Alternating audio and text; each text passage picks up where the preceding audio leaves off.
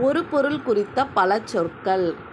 உலகம். உலகம் அப்படின்ற சொல்லுக்கு என்னென்ன பொருள்னா ஞாலம், நிலம், பூ உலகம், தரணி, பார், புவி, நானிலம், வையம்.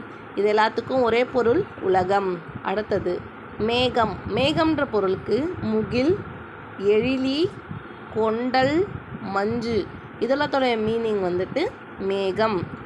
அடுத்தது அரசன் அப்படின்ற ஒரு சொல்லுக்கு கோ, மன்னன், வேந்தன், கொற்றவன் அப்படின்ற பொருள் இருக்குது. அடுத்தது மிகுதி.